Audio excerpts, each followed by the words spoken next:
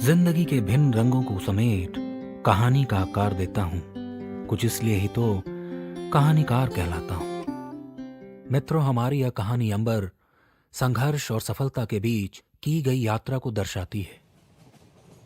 पटरी पर बेधड़क दौड़ती ट्रेन अपनी बेबाक आवाज से गोलघर स्टेशन पहुंचने का दावा कर रही थी।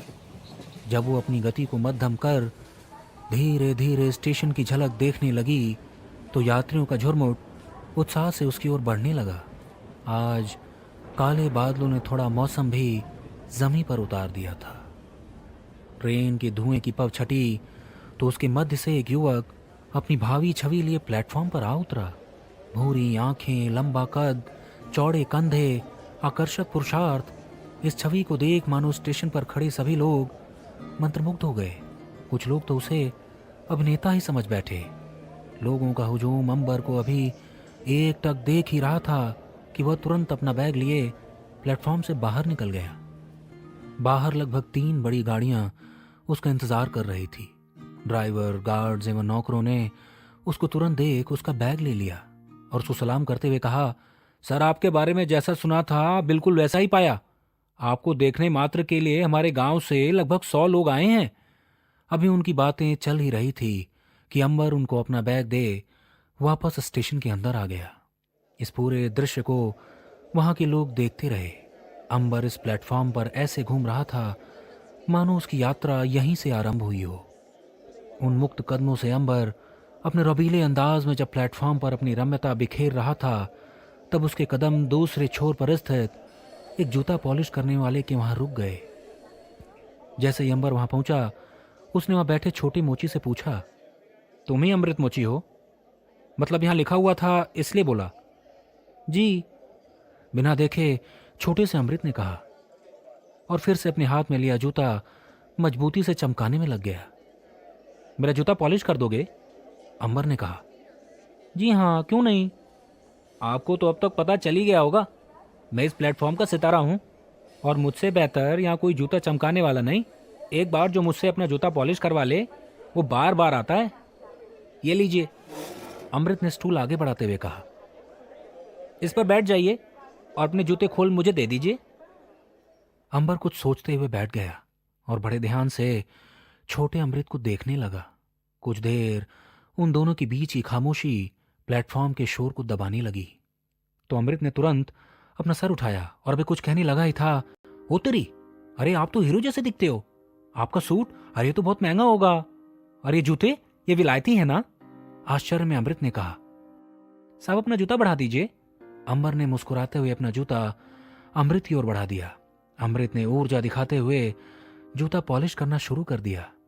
साहब, ये जूता सिर्फ मेरे लिए बना है। आज देखिए, ये सारे लोग जैसे आपको निहार रहे हैं, कुछ पल बाद आपके जूते को भी निहारेंगे। अमृत ने अभी यह कहा ही था कि अंबर ने ठाका लगा दिया और कहा, जी छोटे मोची, वैसे यहां पहले सांगवान की एक पटरी होती थी। अंबर ने कहा। अमृत ने आश्चर्य से पहले अंबर की ओर देखा, फिर उस जगह को जहां पटरी रखी होती थी। जी हाँ, कुछ साल पहले टूट गया तो हटा दिया। आपको कैसे पता? उसकी बात को काटते हुए अंबर ने फिर कहा, और यहाँ एक बक्सा भी होता था जिस पर अलग अलग रंग के जूते रखे होते थे। अरे, अमृत ने फिर गंभीरता से कहा। हाँ, होता तो था, पर आपको इतना कुछ कैसे पता? आपको तो मैं यहाँ पहली बार देख रहा हूं। आप यहाँ से पहले भी जूता पॉलिश करा चुके हैं? अमृत ने पूछा। अंबर ने तुरंत अगला सवाल भी दाग दिया, और रवि कहाँ है? और उसी जगह तुम क्यों बैठे हो? इतना कहना बस था कि छोटे मोची की आंखें उदास हो गई। उदासी से उसने कहा, आप मेरे बाबा से जूते पॉलिश कराने आते थे? क्या वो आपको जानते हैं?